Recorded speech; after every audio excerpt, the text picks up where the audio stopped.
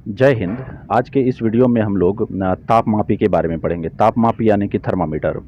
अब देखिए थर्मामीटर, इसमें जो हम लोग दो ही प्रकार के थर्मामीटर के बारे में पढ़ेंगे। एक तो होगा हमारा कौन सा, तो वो होगा द्रव वाला थर्मामीटर, जिसको कि क्या कहेंगे, देखिए यहाँ पर है लिक्विड थर्मामीटर।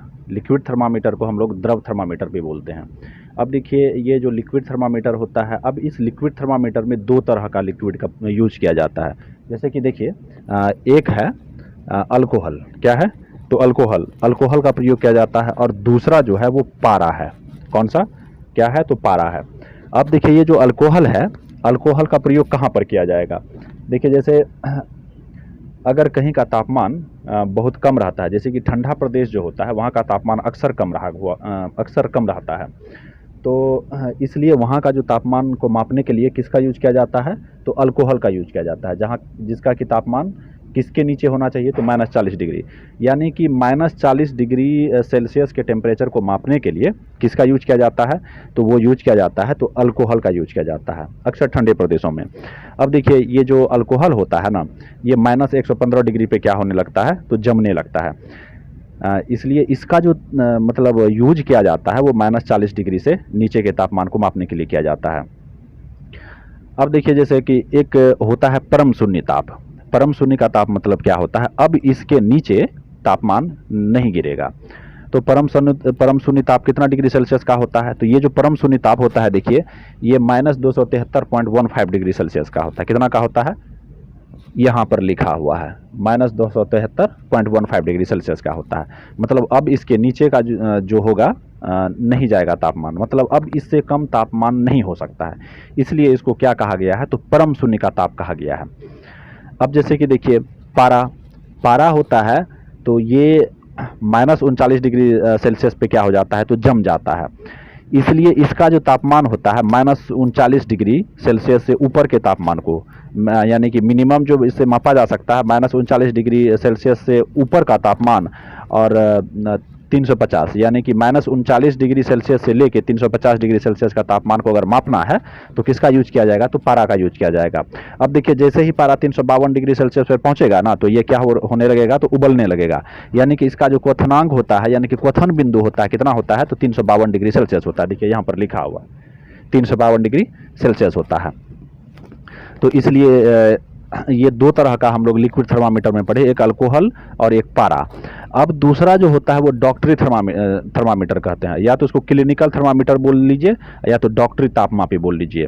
अब देखिए डॉक्टरी तापमापी का जो प्रयोग किया जाता है उसमें किस परिसर को मापने के लिए, तो उसका जो होता है 95 डिग्री फ़ारेनहाइट से लेके 110 डिग्री फ़ारेनहाइट के बीच का तापमान को मापने के लिए।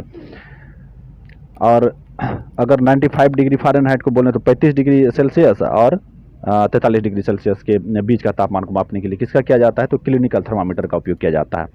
अब देखिए ये जो हमारा जो मनुष्य का जो शरीर है, ह्यूमन का जो बॉडी है, इसका जो तापमान क्या सभी समय में सेम ही रहता है। जैसे अगर कोई रात में सोया हुआ है तो उस समय उसका बॉडी का टेम्परेचर कुछ और रहता है, और फिर सुबह जब जगता है तो उस समय उसका बॉडी का टेम्परेचर कुछ और रहता है।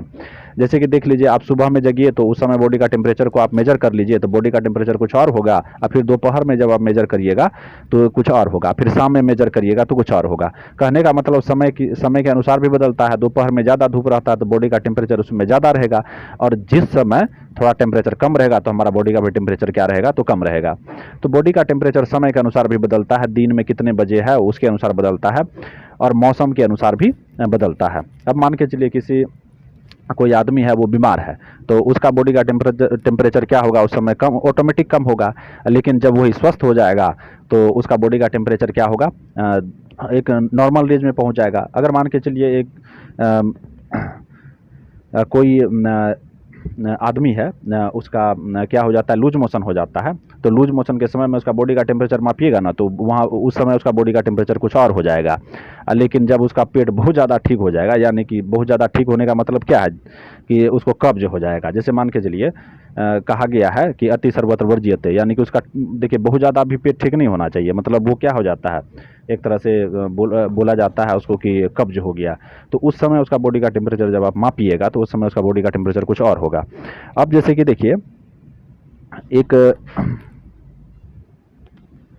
हमारा जो बॉडी है उसमें सेंट्रल नर्वस सिस्टम होता है। अब ये सेंट्रल नर्वस सिस्टम का काम क्या होता है? थर्मो रेगुलेशन होता है। अब थर्मो रेगुलेशन क्या, कितने आदमी का है, कितने आदमी बोलेंगे कि अंग्रेज चले गया लेकिन अंग्रेजी छोड़ के चले गया यहाँ पर, है ना, अंग्रेज तो गया लेकिन अंग्रेजी छोड़कर चले गया नहीं। अब देखिए क्या है, जैसे ही ये बात ये सुना सेंट्रल नर्वस सिस्टम सुना तो ये क्या कहता है, देखो ये जो थर्मो रेगुलेशन है इसका मतलब क्या होता है, जैसे कि हमारा जो बॉडी है ना, हमारा बॉडी का टेम्परेचर जो है, यानी कि हमारा बॉडी का जो ताप है वो उसको एक जो निश्चित सीमा तक होता है, यानी कि जितना हमारा बॉडी का टेम्परेचर रहना चाहिए वहाँ तक रहने के लिए ये काम करता है, यानी कि ये थर्मो रेगुलेशन का मतलब ही यही होता है।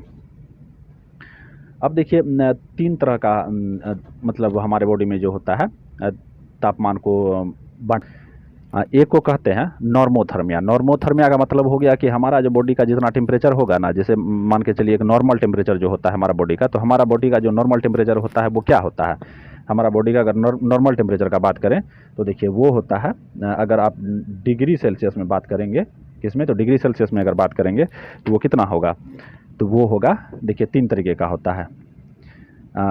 कभी कभी एग्ज़ाम में लिख देगा 36.89 डिग्री सेल्सियस, या तो ये पूछ देता है ऑप्शन में देगा। अब देखिए कभी कभी पूछता है क्या, बोलता है क्या 36.9 डिग्री सेल्सियस भी दे देता है, और कभी कभी इसको 37 डिग्री सेल्सियस भी बोल दिया जाता है। तो इन तीनों में से जो भी रहे तो ऑप्शन में, जैसे मान के चलिए 4 ऑप्शन है, 4 ऑप्शन में अगर ये दिया हुआ तो इसमें टिक लगाएंगे, तो हमारा बॉडी का जो टेम्परेचर होता है वो कितना होता है, तो वो इतना होता है। यानी कि अगर हम लोग बोलें 36.89 डिग्री सेल्सियस, या बोलें तो 36.9 डिग्री सेल्सियस, या तो बोलें कितना, तो 37 डिग्री सेल्सियस रहता है।